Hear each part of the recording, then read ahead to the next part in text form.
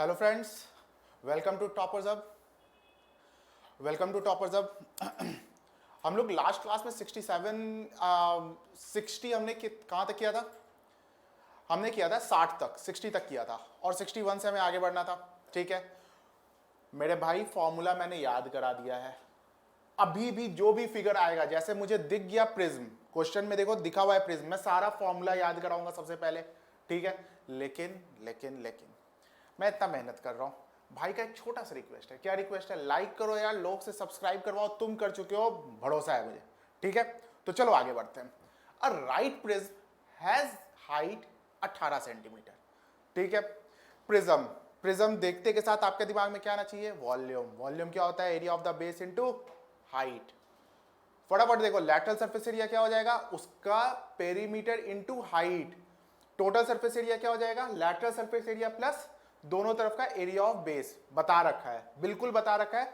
मैं उम्मीद करता हूं आप भी याद कर चुके हो। ठीक है, and it's base is a triangle.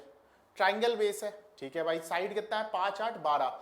जैसे ही 5 8 12 देखा, क्या तीनों साइड इक्वल है? कौन सा फॉर्मूला? Heron's formula. ठीक है, समझ रहे हो? What is it's lateral surface area? Lateral surface area का मतलब, अगर लैटरल सरफेस एरिया का मतलब देखें तो भाई तीन साइड दे रखा है, 5 8 और 12। लैटरल सरफेस एरिया ध्यान रखना, टोटल सरफेस एरिया नहीं है। तो लैटरल सरफेस एरिया के लिए क्या करेंगे? पेरीमीटर निकालेंगे। पेरीमीटर कितना जो भी हो, और उसको हाइट से मल्टीप्लाई कर देंगे। पेरीमीटर कितना? 5 8 12 यानी 25। हाइट कितना? हाइट कितना है इसका? हाइट है 18। आ गया 450। देखो, ये तो चलो मुझे आपको समझाना था, इसलिए मैंने आपको बता दिया। सीधा एकदम आपका अप्रोच ऐसे होना चाहिए। एग्जाम में गए, लैटरल सरफेस एरिया, सरकमफ्रेंस या पेरीमीटर इनटू हाइट। पेरीमीटर कितना? 12 8 और 5 25। 25 को मल्टीप्लाई किया 18, 450। सीधा देखा ऑप्शन ए और हटा दिया। मुश्किल से 15 सेकंड, 15 सेकंड से 1 सेकंड भी ज्यादा नहीं। ठीक है, चलो नेक्स्ट क्वेश्चन की तरफ पढ़ते हैं।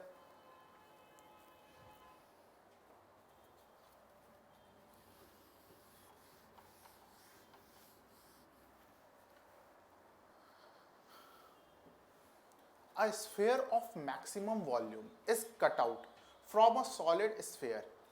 What is the ratio of the volume of the sphere to that of the remaining solid? मतलब क्या बोल रहा है? A sphere of maximum volume is cut out from a solid hemisphere. ठीक है, मतलब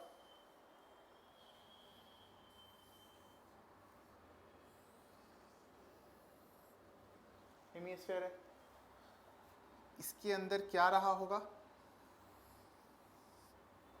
एक स्फेयर रहा होगा। ध्यान से समझना। ठीक है, इसके अंदर क्या रहा होगा? एक स्फेयर रहा होगा। बोल क्या रहा है? सबसे पहले इसका देखते हैं, 2 पाई। अच्छा देखो, यहां पे कैसे कैसे मैं अपना दिमाग चलाऊंगा और आपको भी चलाना है। देखो सीधा सा बात है, पहले इस बात को समझो। इस हेमिस्फीयर के अंदर स्फेयर रहा होगा, इस हेमिस्फीयर के अंदर स्फीयर रहा होगा, तो इसका जो रेडियस है, हेमिस्फीयर का जो रेडियस है वो क्या बन जाएगा? इसका डायमीटर बन जाएगा। समझ रहे हो बात को? हेमिस्फीयर का जो रेडियस है, हेमिस्फीयर का जो रेडियस है वो छोटे वाले सर्कल का क्या बन जाएगा? छोटे वाले स्फीयर का क्या बन जाएगा? डायमीटर बन जाएगा। तो मैंने क्या करना है कि हेमिस्फीयर को 2r ले लेना है।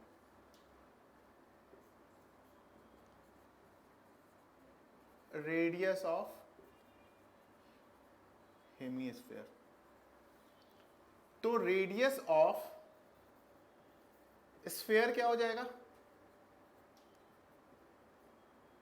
आर हो जाएगा। समझो इस बात को, ये जो हेमिस्फीयर है और इसका जो रेडियस है उसका आधा क्या रहा होगा? स्फीयर का रेडियस रहा होगा। समझ रहे हो? क्योंकि ये डायमीटर बन गया। तो मैंने क्या किया कि इस हेमिस्फीयर को 2r ले लिया, तो रेडियस ऑफ स्फीयर क्या हो जाएगा? r हो जाएगा। यहां तक समझ रहे हो? अब वॉल्यूम ऑफ अ हेमिस्फीयर देखते हैं सबसे पहले। Volume of hemisphere 2/3 pi r, pi r, r यहां पे क्या है 2r का क्यूब, यानी कि कितना आ गया, ये हुआ 8, 2 का क्यूब 8 इंटू 2, यानी कि मैं क्या लिख सकता हूं 16/3 पाई आर क्यूब। समझ रहे हो? ठीक है, आगे बढ़ते हैं। Volume of a small sphere, अगर ये देखें तो क्या हो जाएगा 4/3 पाई आर क्यूब। ठीक है, वॉल्यूम ऑफ अगर स्फीयर देखें तो क्या आ गया 4/3 पाई आर क्यूब। क्लियर है? समझ रहे हो भाई? ओके, कोई भी प्रॉब्लम हो तो ये देखो रिकॉर्डेड सेशन है, तो इसमें आप क्या करोगे, कोई भी प्रॉब्लम हो कमेंट सेक्शन में डाल देना। मैं डेली अपने कमेंट सेक्शन को देखता हूँ, ठीक है, उसमें अगर मुझे दिखा कि मेरे भाई, मेरे छोटे भाई को अगर कोई भी प्रॉब्लम आया है, भाई है, हर एक चीज बता कर जाएगा। ठीक है, तो देखो यहां पे, अब देखो रिमेनिंग पोर्शन क्या होगा,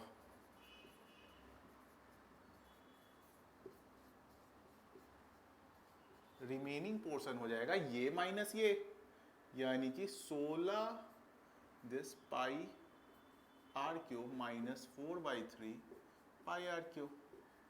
दिख रहा होगा 3 एलसीएम पाई आर क्यूब, और 16 में से 4 गया तो 12, ये गया तो आ गया 4 पाई आर क्यूब।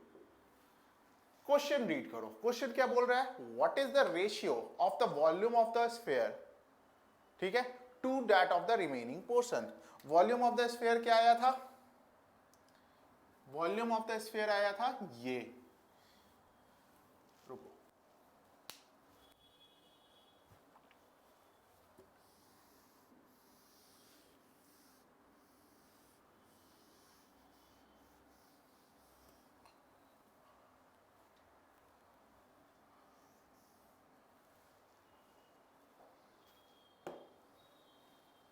अच्छा, जिनको भी लग रहा है अगर कुछ की ये क्वेश्चन थोड़ा ज़्यादा आपसे मेहनत करवा रहा है, फिर से एक बार देख लेते हैं। A sphere of maximum volume is cut out from a solid hemisphere. ठीक है, एक हेमिस्फीयर में से एक स्फीयर को काट कर निकाल रहे हैं। तो देखो इस केस में क्या होता है, जो हेमिस्फीयर का डायमीटर होता है वो स्फीयर, जो रेडियस होता है वो क्या बन जाता है, स्फीयर का डायमीटर बन जाता है।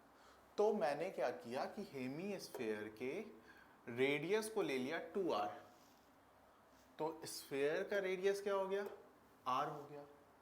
समझ रहे हो यहां तक?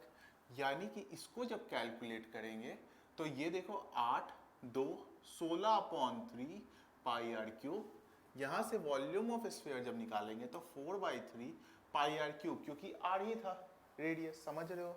ठीक है, रिमेनिंग पोर्शन का जब निकालेंगे तो 16/3 pi r cube minus 4/3 pi r cube, यानी कि 12/3 पाई आर क्यूब, यानी कि 4 पाई आर क्यूब आंसर आ चुका है। ये क्या है, हमारा रिमेनिंग पोर्शन है। अब देखो यहां पे क्या बोल रहा है, what is the ratio, what is the ratio of the volume of sphere. Volume of sphere जो है हमारा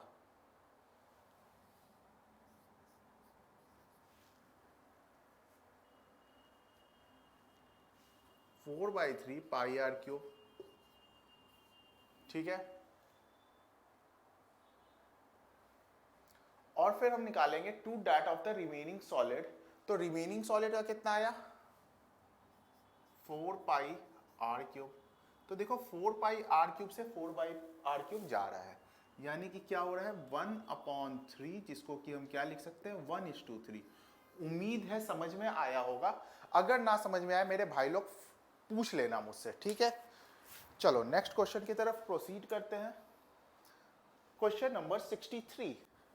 देखो एक बार खुद से अटेम्प्ट करो, ना अटेम्प्ट आए तो बड़ा भाई तो तुम्हारा है ही, यहाँ पे सोचने वाली बात तो है नहीं।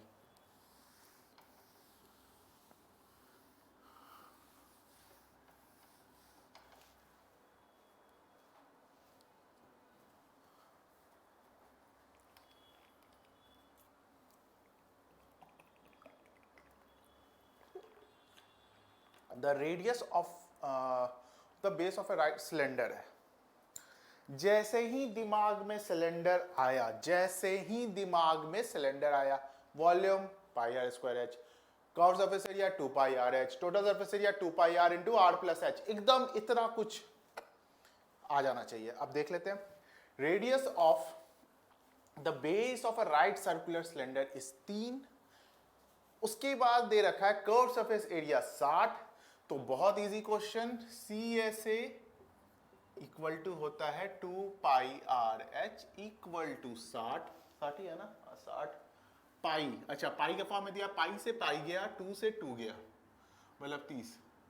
और रेडियस भी दे रखा है, रेडियस है 3, तो 3h equal to 30, h equal to कितना आ गया, 10 सेंटीमीटर। क्लियर है, कोई दिक्कत नहीं। वॉल्यूम निकालना है, अभी यही बताया, volume of a cylinder pi r square h. मेरे भाई लगाओ, pi r square h. Pi का पाई रहने दो, क्यों रहने दे रहे हैं, क्योंकि आंसर में भी पाई के फॉर्म में है। आर 3 है तो 9, हाइट 10 है तो 10, यानी कि 90 पाई। उम्मीद है क्लियर होगा। इस क्वेश्चन में तो किसी को दिक्कत नहीं होगा। चलो नेक्स्ट क्वेश्चन की तरफ प्रोसीड करते हैं।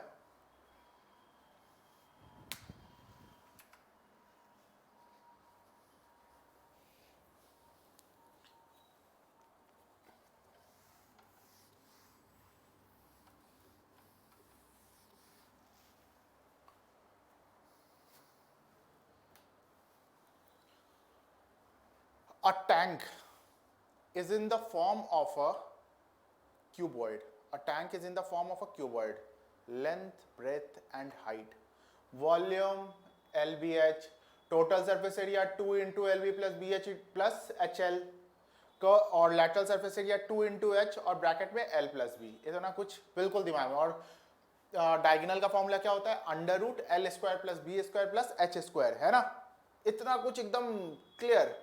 चलो आगे बढ़ते हैं। लेंथ दे रखा है 12। इफ 18 किलो लीटर बताया था मैंने, क्या बताया था रिलेशन, मैंने बताया था कि 1 metre cube equal to 1000 litre. यहां पे दे रखा है kilo litre, it means kilo का क्या होता है 1000 litre equal to 1 metre cube. यानी कि अगर मैं इसको वॉल्यूम में लिखूं तो ये कितना आ गया 18 मीटर क्यूब।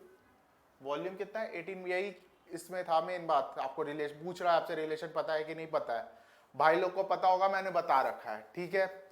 और जिनको भी प्रॉब्लम है, मैं पहले बता रहा हूं, वीडियो 1 और वीडियो 2 देखा करो, बिल्कुल देखा करो, ठीक है, क्योंकि उसमें मैंने सारे बेसिक और फॉर्मूला बता दिए हैं।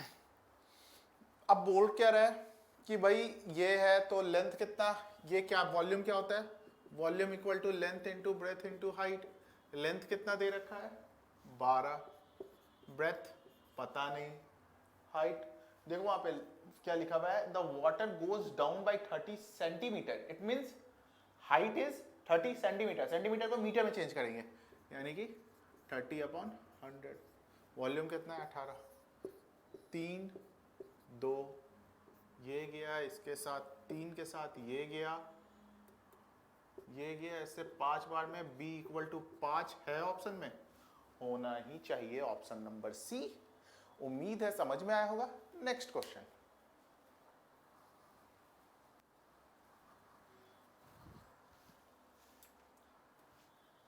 Question number 65। ध्यान से देखो, सबसे बेस्ट तरीका होता है क्वेश्चन देखा, वीडियो को किया पॉज, खुद से किया अटेम्प्ट, आंसर को मैच किया, हुआ तो ठीक है, नहीं तो भाई तो बता ही रहा है ना। इस तरीके से आप लोग भी कर सकते हो। सिर्फ अगर वीडियो देखते रहोगे तो फिर ना थोड़ा ये हो जाएगा, वो इफेक्टिव स्टडी नहीं हो पाएगी। The base of a right pyramid is an equilateral triangle, ठीक है, विद साइड्स, पिरामिड है, क्या होता है volume 1/3 area of base into height. क्या होगा लैटरल सरफेस एरिया, क्या कहते हैं area plus half into perimeter into slant height. Slant height क्या होता है? ऐसे वाला। एक एक चीज बता रखा है ना। तो चलो, base of a right pyramid is an equilateral triangle with sides 8 centimetre. 8 centimetre इसका साइड है।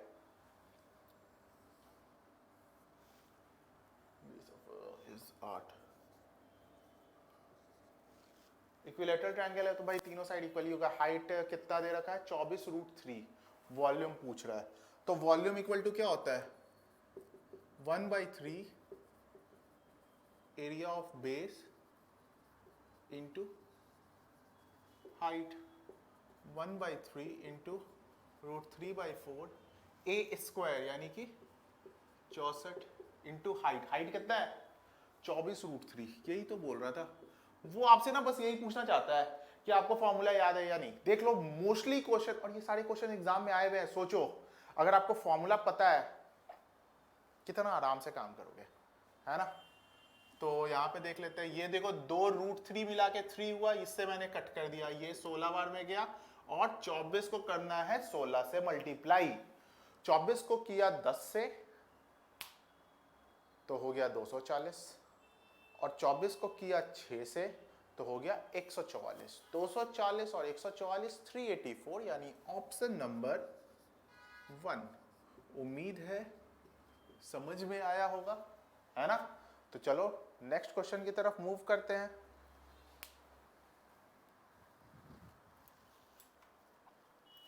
Question number 65।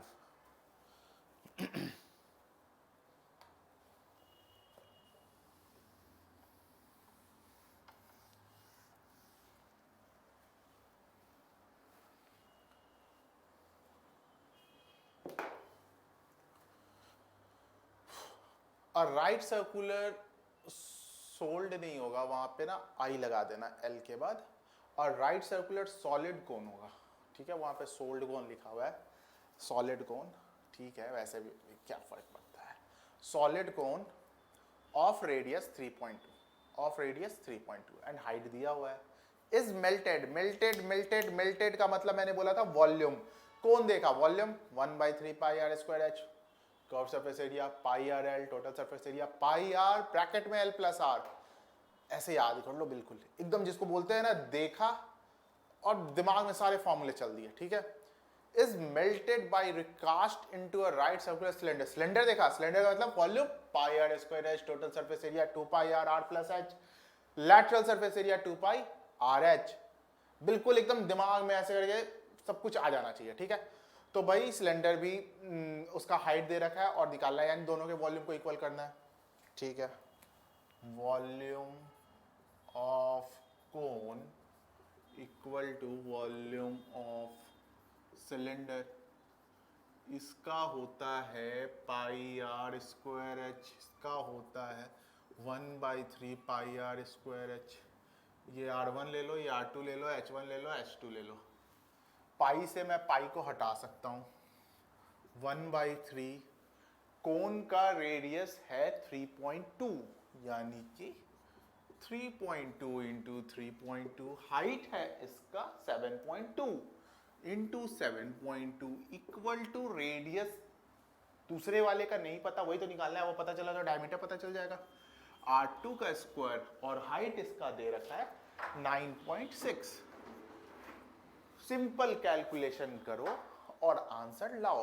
मैं करके दिखा दे रहा हूं, चिंता मत करो। बट फिर भी आप लोग खुद से अटेम्प्ट किया करो, वीडियो को पॉज करो, खुद से अटेम्प्ट करो, आपके लिए फायदेमंद है ना। तो चलो देखते हैं। ये गया इससे 2.4, ये गया इससे 4 बार में, और देखो ये गया इससे 1.6 2, और ये गया इससे 1.6, यानी R2 का स्क्वायर इक्वल टू 1.2 का 1.6 का स्क्वायर, यानी 1.6। ऑप्शन में देखा मिल ही नहीं रहा है। ध्यान से देखो मेरे भाई, रेडियस तो पूछा ही नहीं है। पूछा क्या है? डायामीटर। डायामीटर क्या होता है? 2 into radius, 2 into 1.6 equal to 3.2। Option number A. उम्मीद है समझ में आया होगा। Next question.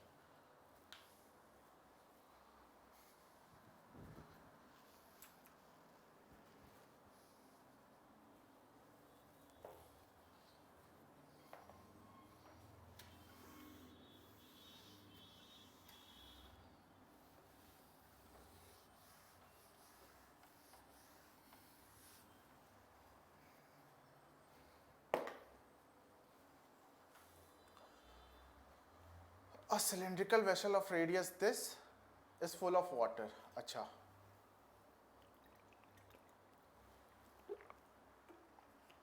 if 15,400 liter of water is taken out from it, then the drop in the water level.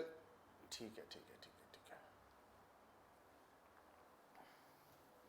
समझो बात को, इसी को देख लो. मान लेते हैं सिलेंड्रिकल इन शेप है, सिलेंड्रिकल ही है, बीच में चिपटा हो गया, अदरवाइज है तो सिलेंड्रिकल इन शेप. ठीक है, तो सिलेंड्रिकल इन शेप है. अब जैसे मान लो ये यहाँ पे है, पानी यहाँ पे है. अब मैंने पानी पी लिया, मान लो कुछ मैंने जितना पानी पिया उससे क्या हुआ, डिक्रीज इन हाइट हुआ. तो ध्यान दो, जो इतना वॉल्यूम था सिलेंडर का, वही तो पानी मैंने पिया. समझ रहे हो? तो मुझे क्या इससे पूरे हाइट से लेना देना है? क्या पहले कितना था उसे लेना देना है? सिर्फ हमें लेना देना किससे? ड्रॉप इन हाइट कितना हुआ, रेडियस दे रखा है और वॉल्यूम दे रखा है. समझ जाओ कितना इजी क्वेश्चन है ना? तो चलो देखते हैं.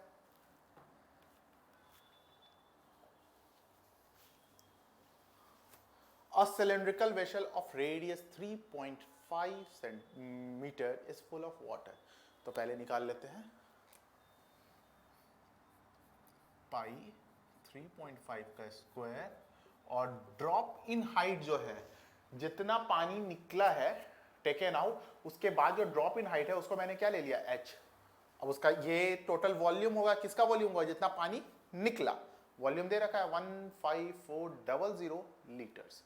मीटर में है तो इसको 1000 से डिवाइड कर देंगे, यानी कि मैंने बता रखा है आपको 1 metre cube equal to 1000 litre. 2 से 2 गया, यानी कि 22/7 3.5 into 3.5 into h is equal to 1.15.4. ये अगर इसके साथ जाएगा तो 0.7. इसको मैं क्या कर दे रहा हूं, अपॉन 10 है ना? तो ये इसके साथ 5 बार में, ये इसके साथ 2, ये इसके साथ 5 बार में, ये इसके साथ 2. ठीक है, तो फिर इस 2 को इधर लेके जाते हैं. हाइट इक्वल टू 2 इंटू 2 4 इधर गया, 4/10 क्या चीज में है, मीटर में है. ठीक है मेरे भाई, दे रखा है आंसर क्या चीज में, सेंटीमीटर. तो फिर एक और रिलेशन क्या होता है कि 1 मीटर में कितने होते हैं, 100 सेंटीमीटर होते हैं. तो इंटू 100 कर दिया, ये गया इससे, यानी कि 40 सेंटीमीटर. उम्मीद है समझ में आया होगा. Option number 1. Next question.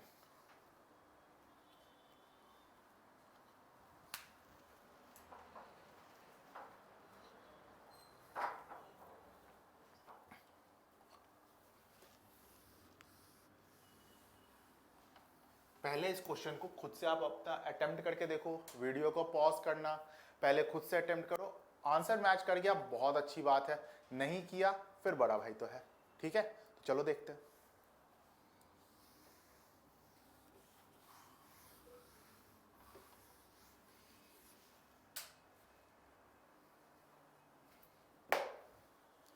There is a box of cuboidal shape. The smallest side of the box is BC. ये तो टोटल कैलकुलेशन है. ये एक्चुअली अगर क्वेश्चन देखा जाए ना, मैं आपको दिखाता हूँ. ये क्वेश्चन मेंसुरेशन है ही नहीं. ये क्वेश्चन है प्लस माइनस डिवाइड मल्टीप्लाई आता है, आपको नहीं आता है, और ये क्वेश्चन एग्जाम में पूछा हुआ भी है. तो सोच लो, ये ना बस घुमाया गया है. मैं आपको बताता हूँ कैसे. बोल रहा है क्या, क्यूबॉइडल शेप का जिसका स्मॉलेस्ट साइड कितना है, 20 है. देखो 3 साइड होते हैं ना, लेंथ, ब्रेथ और हाइट. क्यूबॉइडल में बोल क्या रखा है कि स्मॉलेस्ट साइड कितना है, स्मॉलेस्ट कितना है, 20 है.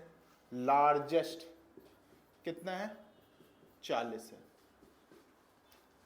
यानी कि जो तीसरा साइड होगा वो बीच का होगा. समझ रहे हो? यहां तक क्लियर है? Smallest 20, largest 40. तो भाई जो बीच का होगा, मतलब तीसरा साइड जो होगा वो इसी के बीच का होगा. क्लियर है? तो देखते हैं.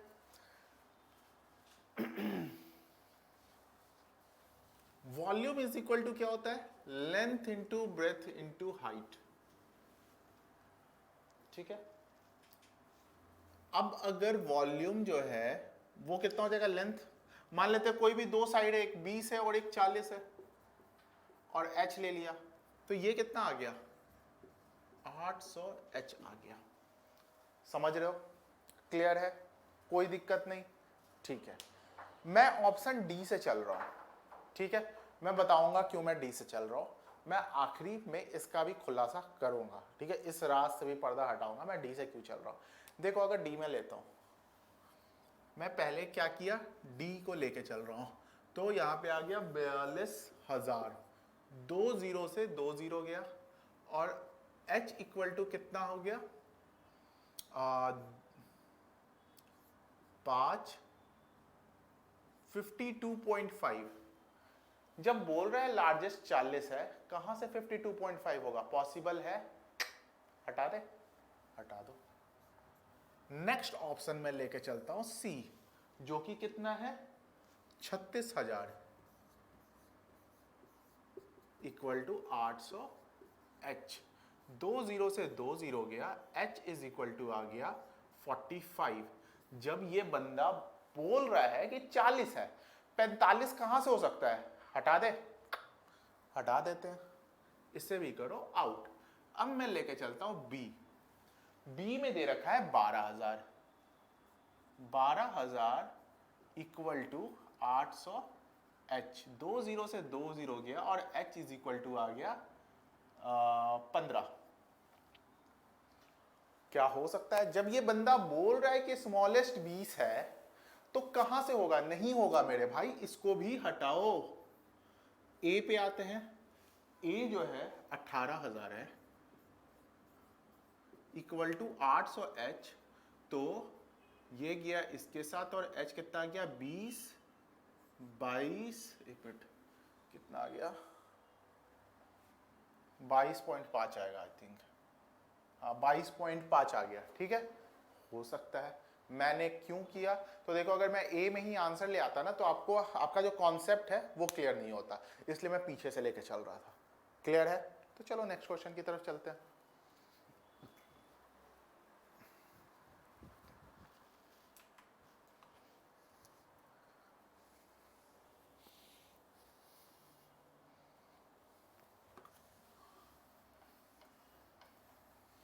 क्वेश्चंस को पहले खुद से अटेम्प्ट करके देखो। देखो जो मैं 100-150 क्वेश्चन मैं करा रहा हूं, उससे बाहर आना नहीं है, पहले जान लो, आना यही है। इन सब क्वेश्चन को अगर 2 बार भी रिपीट कर लिए, काम हो गया।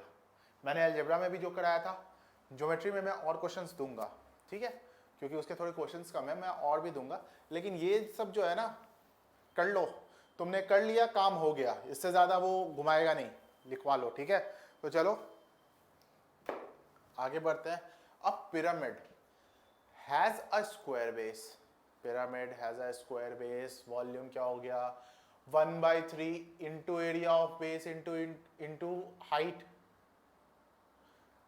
लैटरल सरफेस क्या हो गया half into perimeter into slant height, समझ रहे हो। टोटल सरफेस एरिया क्या हो गया, lateral surface area into plus area of base. Clear है, फॉर्मूला बिल्कुल याद होना चाहिए। तो चलो आगे बढ़ते हैं।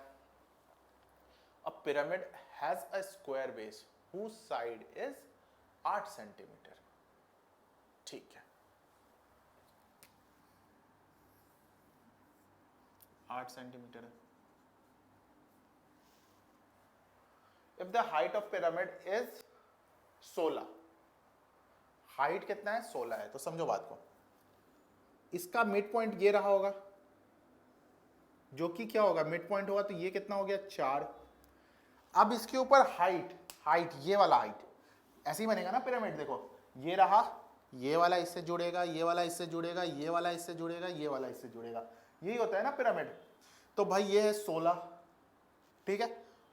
तो मैं यहां से देखो, समझो बात को, मैं यहां से इस पॉइंट से मैं इसको ज्वाइन कर रहा हूं, तो देखो ये एक राइट एंगल ट्रायंगल बन रहा है, तो मैं उस राइट एंगल ट्रायंगल का ये फिगर बना दिया, ये 4 ये 16, तो ये कितना हो जाएगा √4 4 का स्क्वायर प्लस 16 का स्क्वायर इक्वल टू 4 का स्क्वायर अगर मैं कॉमन ले लूँ तो 1 प्लस 4 का स्क्वायर, यानी कि ये 4 बाहर आ गया और 16 प्लस 1 17, ये हमारा क्या आ गया, स्लैंट हाइट। समझ रहे होगे? फिर से मैं बता दूं प्रोसीजर। देखो ये निकालना था, पाइथागोरस थ्योरम से मैंने क्या किया, 4 का स्क्वायर प्लस 16 का स्क्वायर, 4 का स्क्वायर मैंने ले लिया कॉमन, लिया कॉमन तो आ गया 1 प्लस 4 का स्क्वायर, 4 रूट से जब बाहर निकलेगा तो हो जाएगा 4, बता रखा है, तो 1 प्लस 16 17, ये हो गया स्लैंट हाइट। यानी स्लैंट हाइट कितना आ गया हमारा,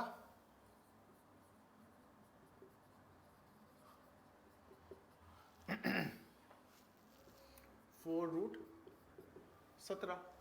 पूछ क्या रहा है, पूछ रहा है टोटल सरफेस एरिया। ठीक है भाई, टोटल सरफेस एरिया उसको चाहिए, तो TSA इक्वल टू क्या होता है, LSA plus area of base. LSA कितना आ जाएगा, मतलब एरिया ऑफ बेस कितना आ जाएगा नीचे का, 64 आ जाएगा। मुझे बताने की जरूरत नहीं है। क्या होता है एरिया ऑफ स्क्वायर, साइड का स्क्वायर 8 का स्क्वायर 64 होता है ना।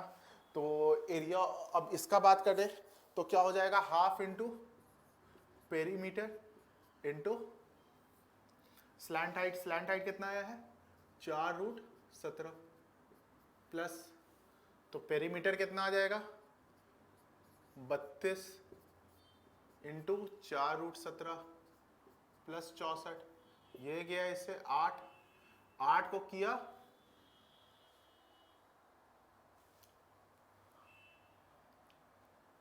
1 मिनट,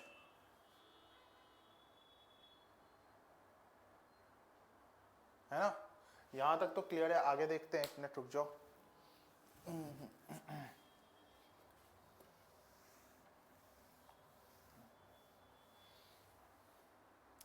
पेरीमीटर कितना आ जाएगा, 8, 8 से आ गया 32, 32 इंटू, ठीक है, अच्छा अच्छा अच्छा, ये मेरा भी देख लो, 32 को 2 से डिवाइड कर रहा हूँ और लिख रहा हूँ 8, 16 होगा। ठीक है, तो चलो यहाँ पे क्या हो जाएगा, 16 हो जाएगा। यानी 16 को 4 से किया तो कितना हो गया, 64√17 प्लस 64, 64 लिया कॉमन तो हो गया √17 प्लस 1। Option number A. उम्मीद है समझ में आया, नहीं समझ में आया फिर से समझा रहा हूँ, समझो इस बात को। एक है स्क्वायर, 8 है इसका साइड। अब देखो इसका जो मिड पॉइंट होगा वो यहां होगा, जो कि यहां से कितना आएगा, 4 सेंटीमीटर।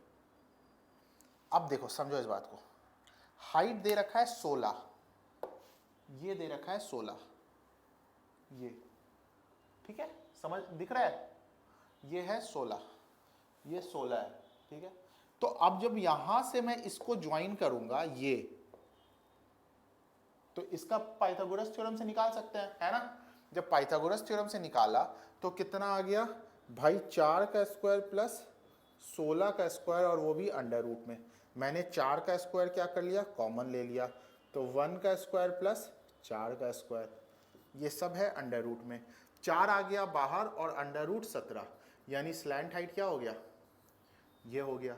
अब तो फॉर्मूला का खेल है, मेन यही समझना था। नेक्स्ट क्वेश्चन की तरफ प्रोसीड करते हैं। फिर भी मेरे भाई अगर प्रॉब्लम हो कमेंट सेक्शन में डाल दो, ठीक है। चलो आगे बढ़ते हैं।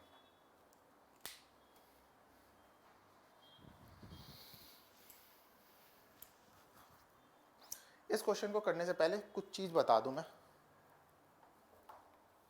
ये क्वेश्चन ना वैसे ज्योमेट्री को भी टच करता है, लेकिन देखो क्या है,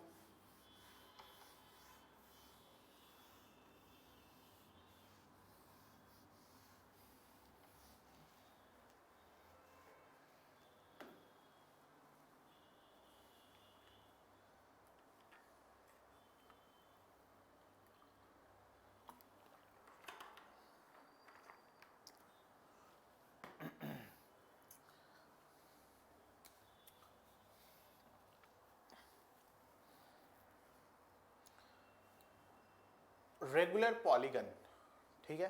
पहले समझ लो एक बात, उसके बाद ये क्वेश्चन क्या है, इसके बाद वाला क्वेश्चन क्या, ऐसे सारे क्वेश्चंस बहुत ही चुटकियों में होंगे। तो देखो रेगुलर पॉलीगॉन। रेगुलर यहां पे आपको दे रहा है मतलब इक्वल, पॉली का मतलब होता है मेनी, और गॉन का मतलब क्या होता है? वैसा फिगर जो कि बहुत सारे साइड का मिलके बना हो, वैसा फिगर जो कि बहुत सारे साइड्स का मिलके बना हो और वो इनक्लोज्ड हो, उसे बोलेंगे पॉलीगॉन। और अगर सारे साइड्स इक्वल हो तो उन्हें हम बोलेंगे रेगुलर पॉलीगन। समझ में गए होंगे? बहुत सारे साइड से मिलकर बना पॉलीगॉन, हर साइड अगर इक्वल है रेगुलर पॉलीगन। क्लियर है? समझ रहे हो? ठीक है, आगे बढ़ते हैं। Sum of interior angles of regular polygon equal to होता है n-2 इंटू 180। ऐसे कैसे मान ले सर? तो देखो क्वाड्रिलेट, अच्छा n क्या होता है तो ये मैं पहले लिख देता हूं, where n is number of sides. जहां पे n क्या है तो भुजाओं की संख्या है, ठीक है। तो ऐसे कैसे मान ले सर? तो इसका मतलब ये है, क्वाड्रिलेटरल लो। क्वाड्रिलेटरल कितने साइड का होता है? 4। 4 में से 2 को किया माइनस, हो गया 2 इंटू 180 यानी हो गया 360। ठीक है, 360 ही होता है क्वाड्रिलेटरल का सम। ले लो पेंटागन। पेंटा मैंने आपको लिखवाया है ज्योमेट्री के क्लास में भी। पेंटा का मतलब होता है 5।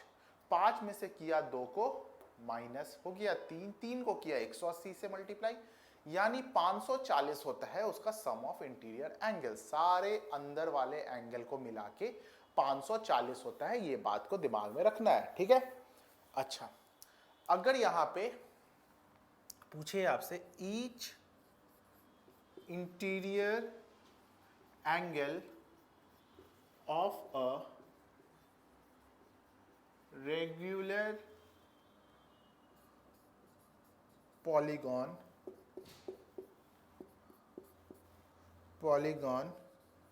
तो equal to n-2 into 180 upon n। यही तो बात है भाई। अगर मान लो 10 एंगल मिलके कुछ बना तो मैं 10 से डिवाइड कर दूंगा, हर एक का निकल जाएगा। ऐसे ही तो करेंगे तो n-2 into 180 upon n। n जहां पे क्या है? नंबर ऑफ साइड्स है। समझ रहे हो? ठीक है, आगे बढ़ते हैं। उम्मीद करता हूं कि आपने नोट कर लिया होगा। ठीक है, तो चलो मैं आगे बढ़ता हूं, समझो इस बात को।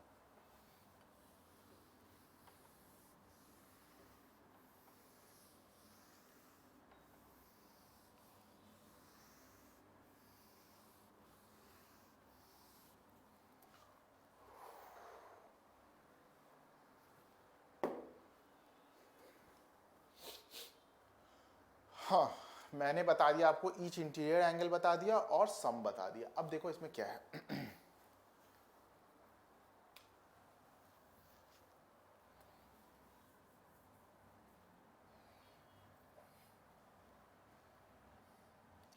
कोई भी एक फिगर ले लो,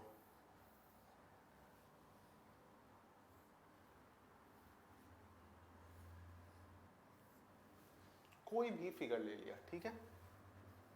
this is A, this is B, this is C and this is D. तो देखो एक्सटीरियर एंगल क्या बना? A B C D. तो ये जो एक्सटीरियर एंगल होता है वो 360 होता है किसी भी फिगर का। इसके लिए कोई फॉर्मूला नहीं है, बिल्कुल याद रख लो। 100 साइडेड वाले फिगर भी होंगे तो उसका एक्सटीरियर एंगल 360 ही होगा। एकदम बिल्कुल दिमाग में बैठा लो भाई, 360 से आगे नहीं जाता है, 360 से कम नहीं रहता है, ठीक है। 360 होता है किसी भी फिगर का एक्सटीरियर एंगल का सम 360 होता है। तो देख लेते हैं।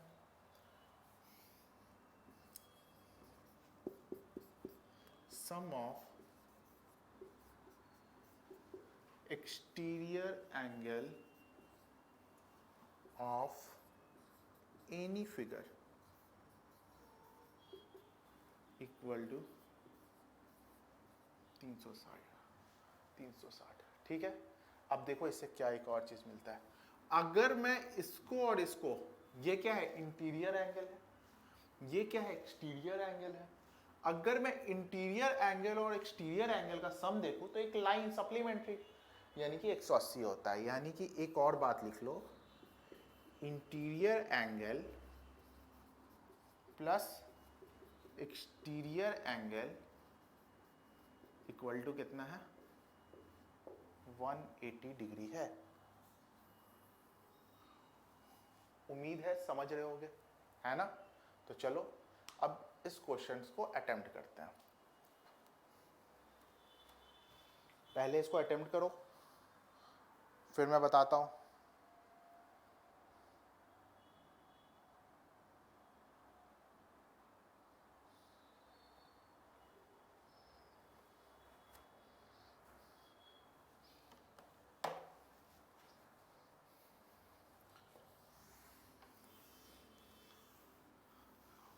अटेम्प्ट कर लिया होगा, मैं बताऊं इसके पहले एक और चीज नोट कर लो, शायद क्वेश्चन में मिल जाए तो फायदा ही रहता है।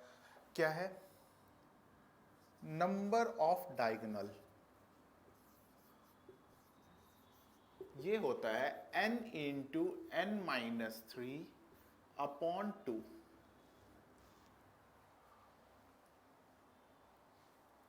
चार साइडेड फिगर, खुद से सोचो, 4 इंटू 4 माइनस 3 हो गया 4 इंटू 1 अपॉन 2, यानी कि 2 डायगोनल। एक क्वाड्रिलेटरल में 2 डायगोनल होता है ना। तो यहां पे नंबर ऑफ डायगोनल निकालने का ये फॉर्मूला है। अब करते हैं क्वेश्चन नंबर 70। चलो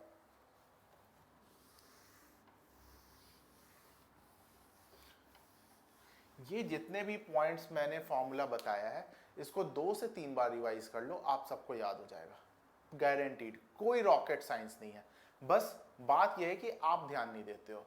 the sum of the interior angles of a regular polygon is 1260। Formula क्या बताया था, n minus 2 into 180 is equal to 1260।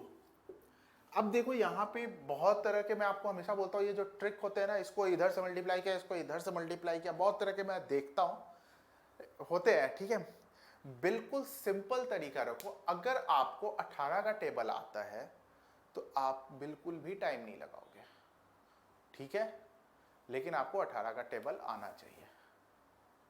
समझ रहे हो, 18 से ये कितनी बार में जाता है, 18 का टेबल अगर आपको याद है तो ये देखो 7 बार में कैंसिल हो रहा है, यानी n इक्वल टू कितना हो गया, यानी कि जो फिगर है ये वो 9 साइडेड है, जो फिगर है वो 9 साइडेड है। ठीक है, मैं भी देखो बेस्ट तरीका आपको बता रहा हूं कैसे कैलकुलेट करोगे। What is the difference between exterior angle and interior angle. Exterior angle कितना होगा 360 अपॉन 9। मैंने आपको बताया है कि टोटल एक्सटीरियर एंगल का सम 360 होता है। गया गया 40। मैंने अभी अभी आपको बताया कि interior angle plus exterior angle होता है 180। तो ये आ गया 40, तो इंटीरियर एंगल कितना आ जाएगा 140, है ना। पूछा क्या है, डिफरेंस पूछा है, तो 140 और 40 का डिफरेंस कितना होता है 100, यानी कि ऑप्शन नंबर सी। उम्मीद है समझ में आया होगा। देखो मैं एक एक पॉइंट को बहुत ही क्लियर कर रहा हूं, अगर कोई प्रॉब्लम फिर भी आता है कमेंट सेक्शन में पूछो मेरे भाई, ठीक है। चलो नेक्स्ट क्वेश्चन।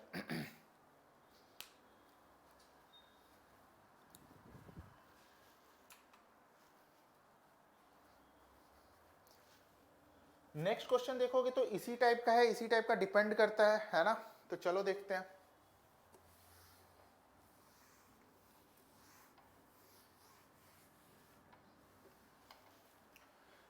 इफ, अच्छा ये क्वेश्चन तो आपसे जैसे लगता है कि पूरा रामायण वो फॉर्मूला ही पूछ रहा है, और है कुछ भी नहीं, ये बस तंग करने का तरीका है।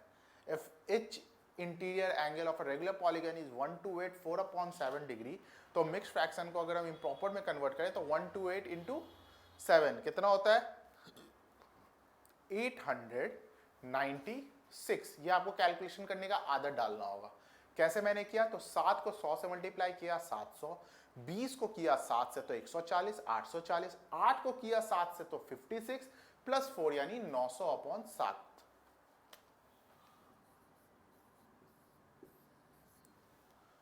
फॉर्मूला क्या बताया था, n-2 इंटू 180, तो यूज करो n-2 इंटू 180, है ना, upon n, each interior angle है यहां पे, तो अपॉन n, ये गया 5 बार में 5n माइनस नहीं इक्वल 7n माइनस 14, यानी 14 इक्वल टू, ये गया इधर 2n, therefore n equal to आ गया 7। ये 7 साइडेड फिगर है। पूछ क्या रहा है, sum of the number of diagonals and number of side. Number of side निकल गया, नंबर ऑफ डायगोनल्स क्या होता है, नंबर ऑफ डायगोनल्स अभी अभी बताया n इंटू n-3 अपॉन 2, 7 है तो 7 इंटू 4/2, ये गया 2 से हो गया 14। अब क्या पूछ रहा है, साइड और डायगोनल्स का सम, तो 14 प्लस 7 इक्वल टू 21। उम्मीद है समझ में आया होगा, ऑप्शन नंबर बी क्लियर है। देखो अगर आप फॉर्मूला जानते हो, उसके अलावा कुछ भी नहीं है। 10% क्वेश्चन मेंसुरेशन का जो होता है उसमें एप्लीकेशन है, बाकी सब फॉर्मूला बेस्ड है। याद कर लो, बड़े भाई को हमेशा याद रखोगे, ठीक है। तो आज जो है हम लोग यहां तक रखते हैं, कल के सेशन में हम लोग मेंसुरेशन के क्वेश्चन को आगे बढ़ाएंगे। अभी बहुत इंटरेस्टिंग क्वेश्चन आना बाकी है, ठीक है। लगभग 125-140 क्वेश्चन होगा, उससे बाहर नहीं आएगा, गारंटेड है बड़े भाई का, ठीक है। तो चलो कल मिलते हैं।